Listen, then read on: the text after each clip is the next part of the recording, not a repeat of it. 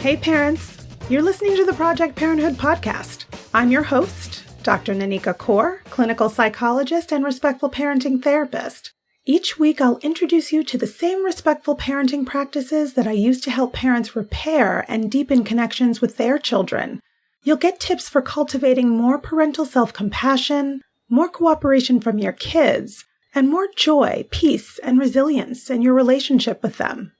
In today's episode, I'm talking with Abby Hasberry, a licensed marriage and family therapist associate who's both a transracial adoptee and a birth mother. You're going to hear about how to prepare your Black child for the realities of racism, how to help them process when they're personally impacted by it. Stick around till the end to learn about the importance of acknowledging the losses that are baked into any adoption story. Abby Hasberry is a therapist, author, and educator working with clients in Texas. Throughout her career, she has used her education and experiences to help others develop themselves personally and professionally.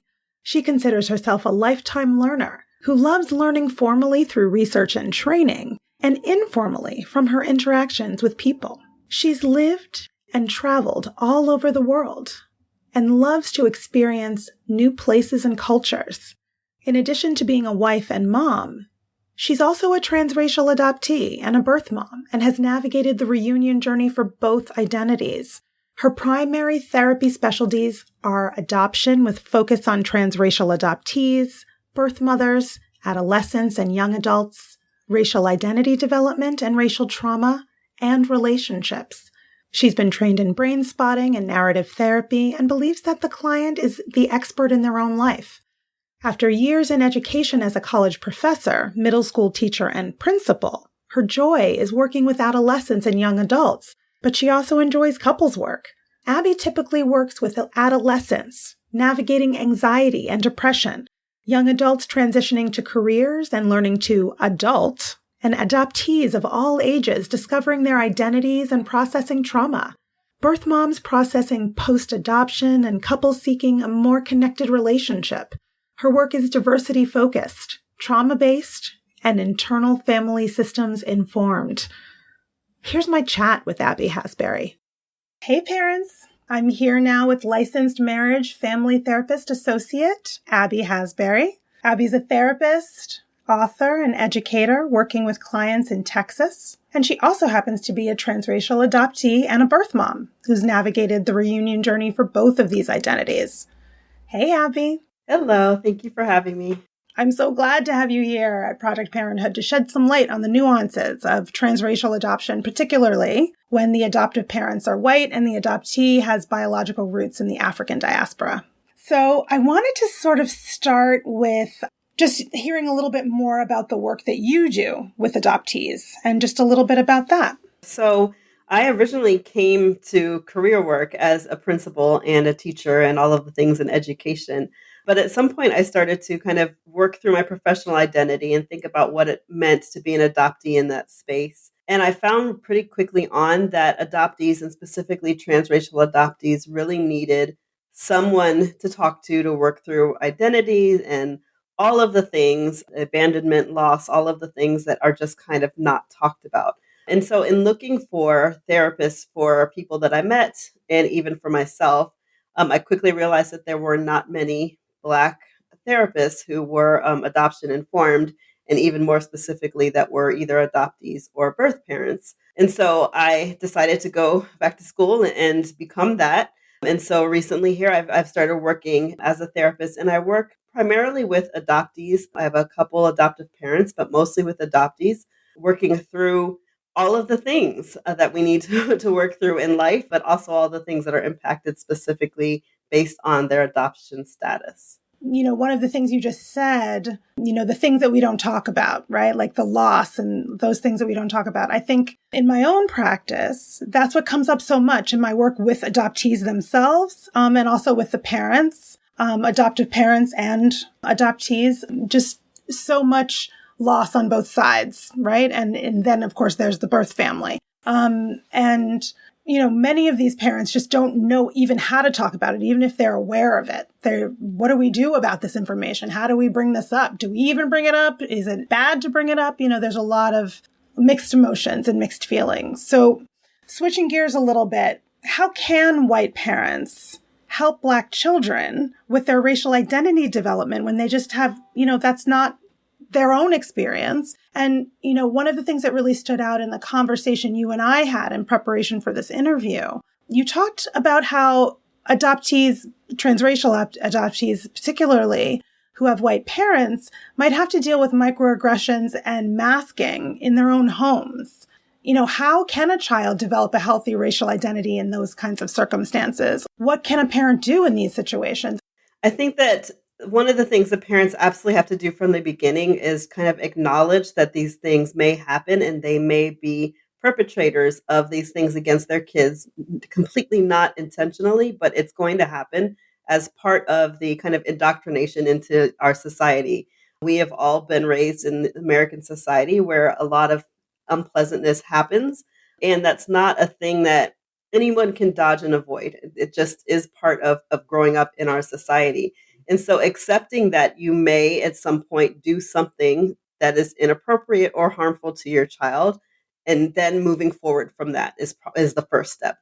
Just acknowledging, and even in parenting in general, whether it be just as a parent of your own biological same race kiddo, we do things that can be harmful to our kids, and acknowledging that and acknowledging that that may happen and that there is repair to make is really that first step just in parenting in general.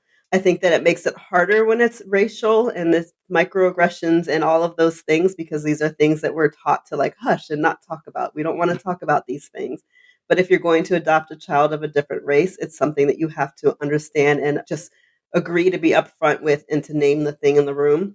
Because just because you don't name it doesn't mean that it's not happening. Just because you don't bring it up to your kid, it doesn't mean they're not already thinking about it and processing it. And so naming it, being aware that it's going to happen, accepting that there's just no perfect way to parent a child, regardless of how that child enters your family, and being okay with the fact that you're going to have to make a repair. I think that's one of the things that I saw done really well with my own mother, not necessarily her ability to accept her own mistakes, but her ability to prepare me for the world and to say, like, these things are going to happen and you're going to see these things. And when they happen, I'm here to talk to you about them. And that's one thing is providing a safe space where when your child encounters these things, these microaggressions, these covert and overt acts of racism, that they have a place to go. If you think of a Black child in a Black home who experiences something outside of the house, they have a safe place at home to go to say, this thing happened. And there are people in their home who have been like, oh yeah, I got that. I've had that experience. When you're a transracial adoptee and you have this thing happen outside of your home and you come home, it's not necessarily a safe space because your parents haven't had that experience and can't necessarily relate to that thing that happens.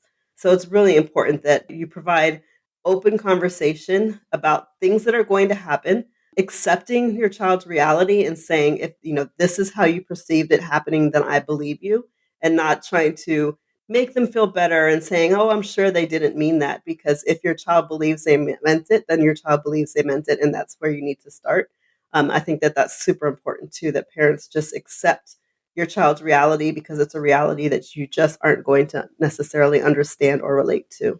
I think that's a really good point. That last point you made there about believing your child. I've worked with a host of transracial adoptee teens who have gone through many kinds of microaggressive moments. And when you talk about a child coming home and saying, this is an experience I had, and getting the response, I don't believe you, or maybe you're misunderstanding. I mean, the word I want to put on that is gaslighting. Certainly, as you said before, I don't think that's necessarily a parent's intention. I think more the intention is to relieve my child of this distress they are feeling. And if these words that I can say can do that, then I'm going to do that.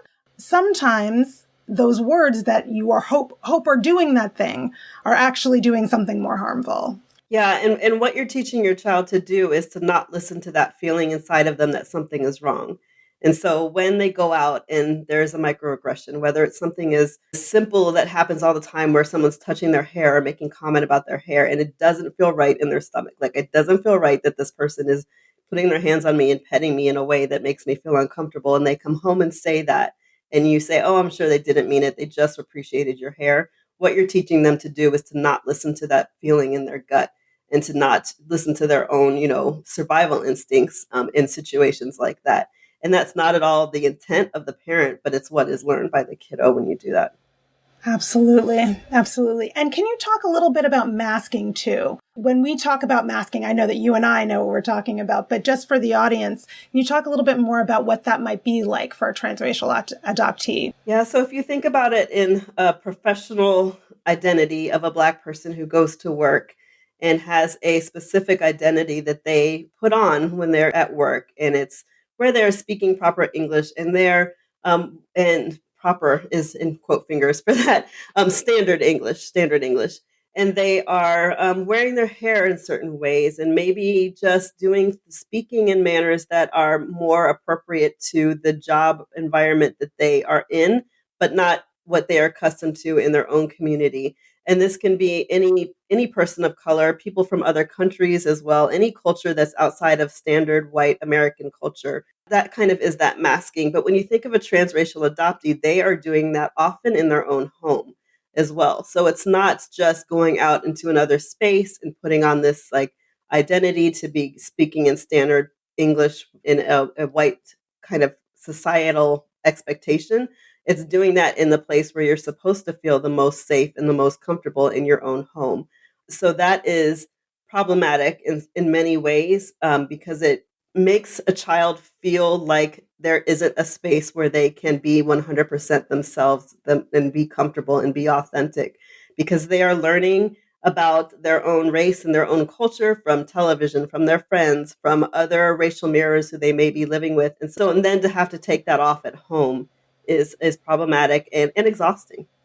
One of the things that I'm seeing more and more with my adult adoptee clients is a kind of pushback or putting up boundaries from their parents, their white adoptive parents, because of that kind of weathering, where they just now need to have this boundary and not have to be someone other than their authentic self that they've now, learned what their identity is and decided that this is who they are, and they don't feel like they can be that way 100% around their adoptive family. Right. Just in a self-preservation way, just in a way to try to preserve some authenticity and also just your well-being, your emotional well-being. So how can white parents help their Black child prepare, like, as you said, as your mother did, prepare for the racism and microaggressions and bias and just white supremacy in the world that they're going to encounter outside of home? Yeah, so calling a spade when you see it and you talk about it and not don't act like you didn't see it. One of the stories that I often tell my clients and people is that when I was in middle school, I was invited to a country club by a white friend to go swim. And the night before we were going, my mom got a phone call from her mom. And when she got off the phone, she said, this is what happened. You're not allowed to go swimming at the country club because the country club does not allow African Americans in the club. And she said to me that as long as the parents still believed it was okay to be members of this club, I was not allowed to go to that house again and play, but that my friend was allowed to come to our house anytime because, it wasn't something that she did as a child, but it's a choice that her parents made. And as long as they were continuing to be okay with that choice, she didn't feel comfortable that that house was safe for me. And I think I was probably 11 or 12 years old. And so having a conversation where I understood what was happening, I also felt supported by my mom. And I also was able to kind of put the blame where the blame was. It wasn't my friend's fault. It wasn't anyone's fault other than the country club. And then my friend's parents were making a choice to be okay with that. And that choice wasn't okay with our family. And so that's what I mean by kind of calling a spade a spade. My mom could have easily said, oh, this is canceled. I'm sorry. They're not going. She could have made up a story. She could have done anything. But by being truthful and honest with me, she gave me a perspective as a 10-year-old to understand that good people make bad decisions, one, that the world isn't always going to be kind and nice to me. And that was kind of two, but that also I had a choice to still be loving and kind to people regardless of what was happening around me. And, what really stands out from that story that you're telling is also how your mother, she made this choice to say, like, these aren't humans that I want in my child's life. These people aren't safe for her. If they're going to co-sign that kind of ideology, they're not safe for her. And I'm going to tell my daughter why I think that they are not safe for her, because there are a lot of times that we as parents make those kinds of safety decisions for our kids, but don't actually have a conversation with them about it, why we made it. And so I think it's really important that your mom was open with you about that, about her decision to prioritize your safety. And I also think it is wildly compassionate of her to not have their daughter, their child, like pay for the bad decisions of their parents, the unfortunate decisions. Yeah, and what a great lesson for me, because it also told me now as an adult that I can make the choice to say that this space isn't comfortable for me and I don't want to be in it. And it has nothing to do with other people in that space, but it's just my choice to say, like, yeah, I'm not comfortable with this and I'm not going to be in this space and it's okay. And that your safety matters. Your mom also taught you in that moment that your safety, your emotional safety, like, is an important thing and it is of value. And I am going to protect it and you have the right to protect it too. As we're sort of talking about white parents understanding the impact, that the world can have on their Black child, can you help other white parents understand that what we're talking about, that weathering that happens for Black transracial, for all Black people really, but for a transracial adoptee who, as you mentioned before, may not have inside of their other home other Black people to see or understand their experience, and like the hypervigilance and having to assimilate and all of those things, like how does that affect development, and as a child is growing up? It's a lot. It is a lot. And you mentioned hypervigilance, and that's exactly kind of what it is. You're always on a swivel. You don't know where you fit because you don't fit in 100% in white society because you're not white. But you also have learned that you don't fit in whatever your culture of origin is because you don't have that cultural background. You don't have the same language. You don't have that shared experience. It leads to a place where you're always questioning, do I belong in this space? And if I belong in this space, how do I show up in this space? So there's a lot of learning to kind of change who you are to fit in a space until you're able to feel really secure in your identity, and who as a child and especially as a teenager feels secure in their identity. It's just not a thing that happens. And so on top of having the normal kind of 13, 14, 50-year-old things where you just are kind of, don't feel comfortable and don't know who you are, you really don't feel comfortable and know who you are or where you fit in or where you're safe. And then dealing with friends in that environment as well is hard because they don't know where you fit in and who you are. And so, yeah, there's a lot of just trying to figure out who you are in spaces where you're not necessarily feeling welcome, and where there isn't space for you. There isn't identity for you. Parents can really help by making sure that kids have racial mirrors from the beginning so that you do have that shared culture. If my parents had some racial mirrors for me when I was an infant on through, if they had Black friends who they were really friends with, who were part of my life, then I would have some of that shared culture and that shared experience just from being with them in that environment.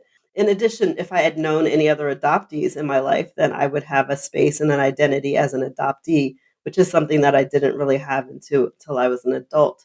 Was even understanding kind of the adoptee experience. So making sure that that is also part of that experience, whether they are same race adoptees, different race, whatever, it doesn't matter. That adoptee experience and identity is one that adoptees should explore and be exposed to as well. One of the things that came to my mind as you were speaking was that sort of like umbrella of whiteness, right? That sort of goes with you when you are with your family, when you are a different race than your white family. When you're with them, that sort of like covers you as well, but then when you're not standing with them, the rest of the world is just seeing you as a Black person. And in maybe your own internal self, you're not, as you just described, maybe not as aligned with that as maybe you will go on to be later in your life. It can feel very confusing, like, who am I in this moment? These people are seeing me this way. I might be feeling a different way. How do you manage that like dichotomy when you were younger? Like if there's a teenager listening right now, right? What could be some words of wisdom for them?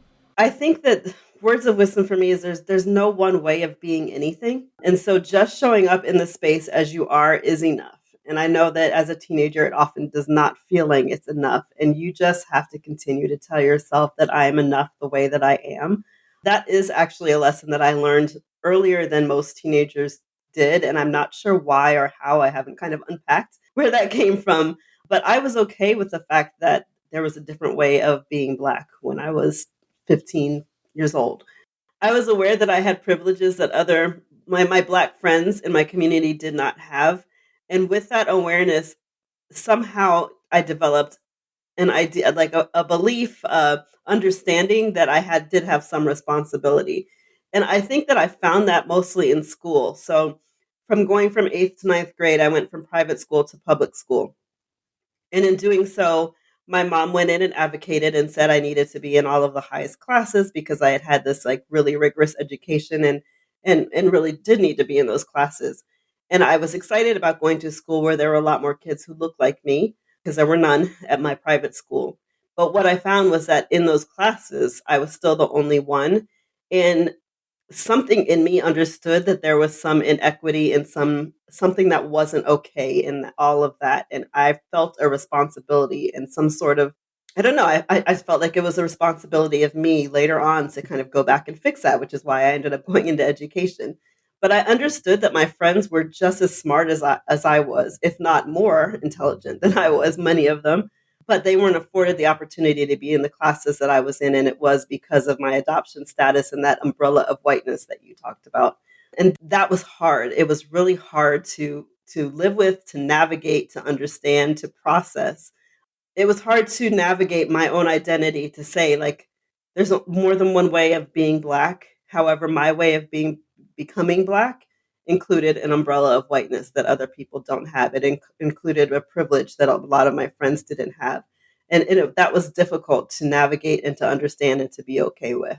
I'm thinking about that from all the clients I've worked with who are adults, who are teenagers, who may not be adoptees, but may be Black people who were raised in predominantly white spaces, who have a similar feeling. But I think that that's amazing that you were able to, from a young age, like put all of those pieces together. And so moving again back to parenting, how can white parents validate their child's lived experience, right? Like, so when your child does come home and say, I had this upsetting experience. And if you are a parent who like, I just have no idea, like something like this has never happened to me. I've never had to deal with anything like that, but I want to be helpful in my child's direction. Like, what is something that a white parent can do to be helpful in those situations?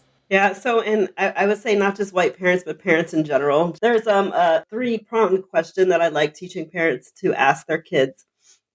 When your kiddo comes home with an experience and says, this thing happened to me, you ask, do you want advice? Do you want me to just listen? Or do you want me to solve your problem? Like those three things. Which one of those three things am I going into this with my listening ears on? I think that starting with that is super helpful. So your kiddo comes home and has had this experience that they know you can't relate to, and maybe they just want you to listen. Usually they'll just want you to listen, especially if a kid knows that you can't relate to it. They just want you to listen. And so you go in and you just listen. You just say, I understand. You may ask questions for clarity, for clarification. Ask, how did that make you feel? Ask, what do you want to do next? Those are the things that you ask when you're just listening. When you're giving your advice, you say, how do you want me to help you through this? Like, what questions do you need to ask for me? How, what is my role in giving you advice in this? Like, what do you need from me? And if you're there to offer solutions, you say, okay, how can I help you?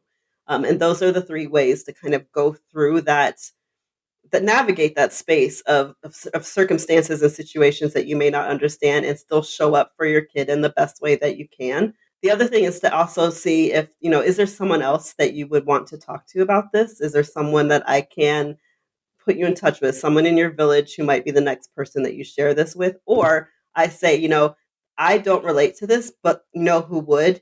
Auntie so-and-so, like this person that you already have in their village who they already know, who has shared experiences. Then you say, I think you should talk to him or her about this. Those would be my kind of words of wisdom for parents. But in order to do that, you have to have the village solid from day one. Absolutely. One of the things I think is great about asking those three questions is because a lot of people that I get in my practice are not the like non-validating type.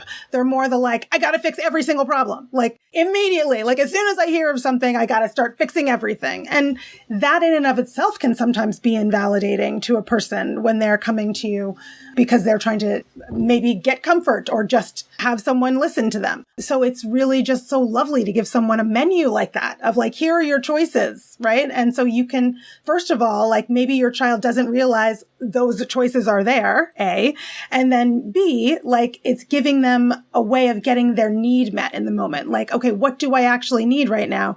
I can choose from one of those three things, four things, as you know, when you also offer an outside voice, you know, maybe there's someone else you'd like to speak to about this. And I really like asking that question just in a general way, you know, asking the child, how would you like me to help? What would you like me to do? Right. I mean, I think you'd be surprised about how many, you know, just biological families that I deal with where the child is like, this thing happened. And then before I could even get the words out of my mouth, my mom had like marched to school to like talk to every human being possible. You know what I mean? And I'm like mortified, right? Like, so it's like, does your child want you to talk to the teacher? Do they want you to intervene on their behalf? Or is that about you and your own anxiety that you, is that really what your child needs from you? It's a really good plan to just sort of ask, how can I help you? What help do you need? As we're getting closer to the end of our time together, I wanted to find out from you, you know, through all the things that we've discussed, you know, one of the things that also came up for me in the chat we had before was about centering adoptees, right? You used that term, that idea of really centering their experience. And I was wondering if you could tell me about some ways that unintentionally parents fail to do that. Yeah, absolutely. So centering the adoptee in the adoption narrative means putting their story, their perspective as the center. And so even when you're thinking about the adoption narrative of how a child came to the family, it starts with the parents coming and making the decision to have a kiddo. And centering the adoptee means that you're talking about the loss that happened to the child before they even got to your family. And so when you start with thinking about starting the story with loss, and I'll just start with my own story. My parents told me a story about how they decided to adopt because they weren't able to have a fourth child and really wanted to have one. And so my adoption story started with them and their decision and their need. And it didn't start with the facts that I was relinquished by my mom and that there was a loss and that there were 3 months of my life when I was in foster care that I have no idea who had me or where I was. And centering my adoption story around that would have been a completely different way for me to understand some of the things that I felt. So when I felt like I was unable to kind of connect, when I felt like, I was sad at times, centering that part of it really changes it. And if you think about the things you see, like in social media about like gotcha days and parents celebrating and putting all over the media this day that they sign and have their kid, if you're centering the adoptee, you're starting with that loss. And so that day when you sign and you are now like really severing that relationship and severing that tie to the biological family, it no longer becomes like a huge like, yay, like celebration. It's more of kind of a somber moment where, we are so happy to have you, but we are acknowledging that there's some sort of loss. And so just even thinking just from that first point and centering adoptees in their story and deciding like, do we want to celebrate that gotcha day? Do you even want to celebrate your birthday?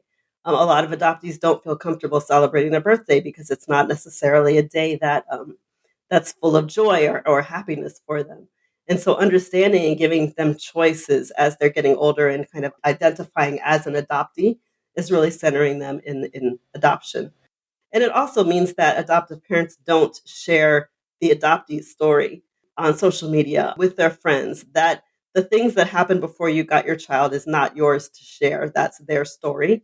And so that's also a huge part of it, is honoring that story and what is theirs and not sharing and oversharing those things as well. You talked about the trauma piece, the loss, right? And I just wanted you to sort of talk a little bit more about the trauma piece, right? The things that don't get talked about, as you said. What are some of those things that all adoptive parents of all the stripes, right? Like, how could they be talking to or making room for that loss piece, that trauma piece? So I think that one of the things that parents do is they often say things like, your mother loved you so much that she made this choice for you. And I honestly think that that's not the right thing to say. That's centering it around the birth mother's experience and not centering it around the adoptee's experience. Centering it around the adoptee's experience would mean saying, I know that you must miss her. Even if you don't remember her, there's parts of you that miss her. It's okay to think about her. It's okay to wonder what she's thinking, if she's thinking about you on your birthday. And I hope that she is. So that those kinds of things really, the things that kids are thinking already, but parents don't feel comfortable saying, is again calling it what it is and acknowledging those things is real. That's really, really important. Just acknowledging that there is this loss, acknowledging that, you're missing possibly language, culture, foods, all of those things, and saying, how does that feel? Like, how can I help you to try to incorporate that in your life? Is that something you're missing? Have you thought about it? Just asking questions and then acknowledging that it may be an experience that they are having is really important for parents to do.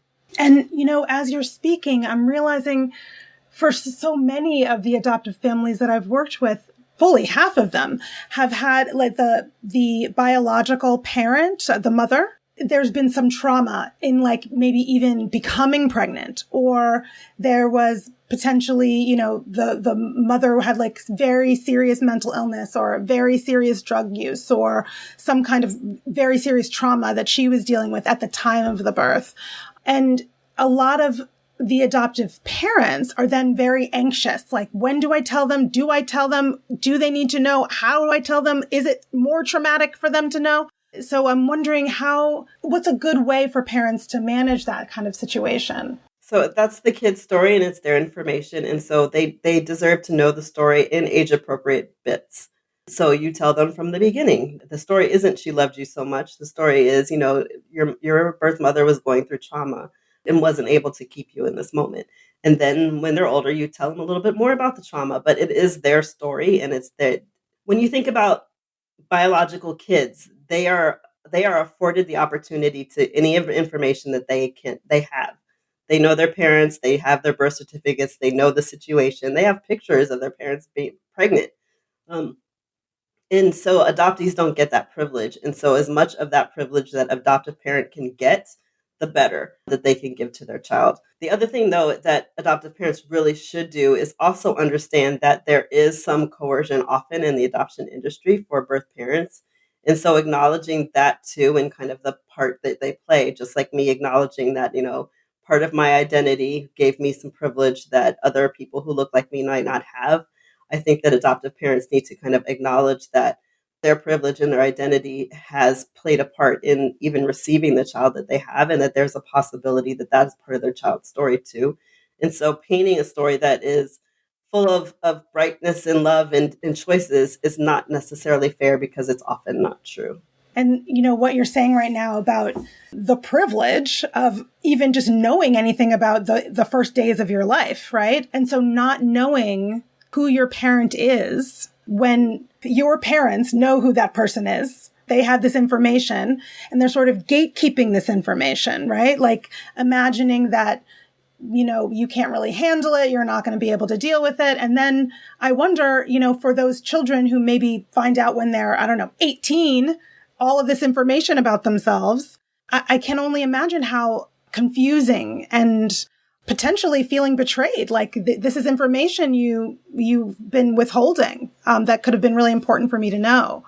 Yeah, absolutely. It's almost a violation of trust. My mother talks about how the agency was willing to give her more information, but she was so excited to get me that she just didn't. And so like that to me is frustrating. So even thinking like centering the adoptee in the story, in the process, she didn't think about what I would need or what I might want to know, or the fact that I should have some sort of access to this information. She was getting the child. She wanted to go home. She wanted to start taking care of me. And so she did not collect the information that she could have done. So as we're coming to the end, I'm wondering if there are any things that you feel that are sort of ideas being held in in larger society that are myths that could be sort of debunked about transracial adoption. I think the biggest myth is that Black families don't adopt. And so that's why we need transracial adoption. And so I want to debunk that. They do. It's a thing. there are definitely same-race adoptions with adoptees who are adopted by Black families. And so that's, I think, the number one myth is that Black people don't adopt, and that's why this happens. But it's not true. It's just that white babies are more desired, and adoption coercion happens with women who are more in crisis, so women who are in poverty. And in our society, that is usually women of color. And I guess I want to challenge parents out there to say, like, what can I do differently in order to not make this a thing? And even in my own experience, and I guess I'll leave with that, when I am a birth mother, which you said in the beginning, and as I look back on my story as a birth mother, had anyone offered me any option at 17 years old to keep my child, I would have done it. But that wasn't a thing because babies are wanted. And so that's part of that adoption coercion, is that people did not say this is the path that you can take and do it. And so I will challenge people to say, like, how can I support women who are considering giving up a kid, but specifically women of color and women who are situations where they just need a little support. You made a comment during our chat earlier. You were talking about the money that's involved in private adoptions, and that same amount of money, like that someone is paying to acquire a child.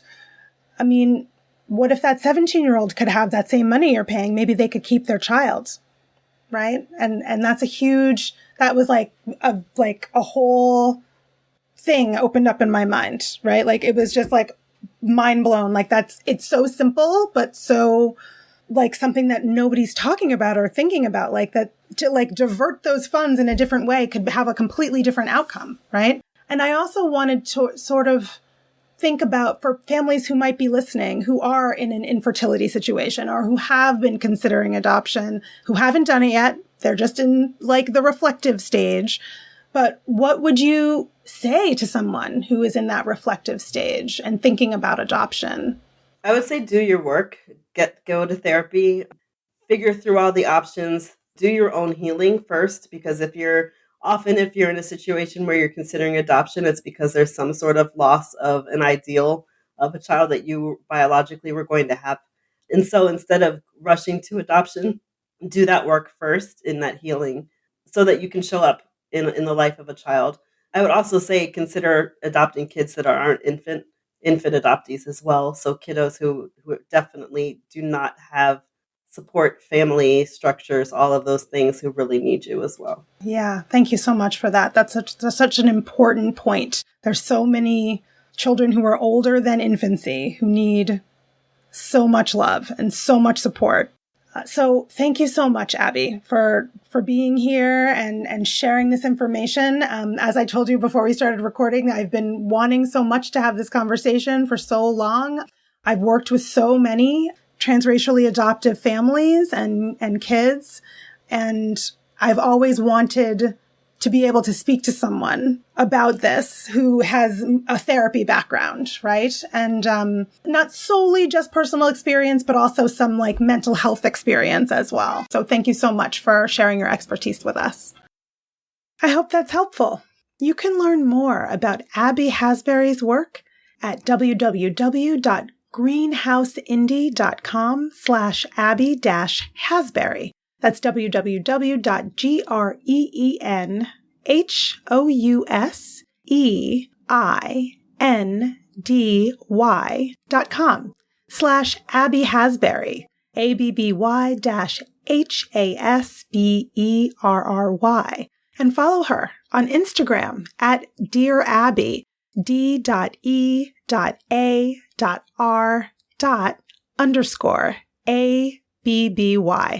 You can learn more about my work with parents at www.brooklynparenttherapy.com and follow me on Instagram at BKParents. That's BKPARENTS. If you have more questions about transracial adoption or any other parenting questions or stories, leave me a message at 646-926-3243. And be sure to let me know if it's okay to use your voice on the show. Or send an email to parenthood@quickanddirtytips.com. And don't forget to subscribe to Project Parenthood on Apple Podcasts, Spotify, or wherever you listen to podcasts. Catch you next week. Project Parenthood is a Quick and Dirty Tips podcast. It's audio engineered by Dan Firebend, with script editing by Adam Cecil.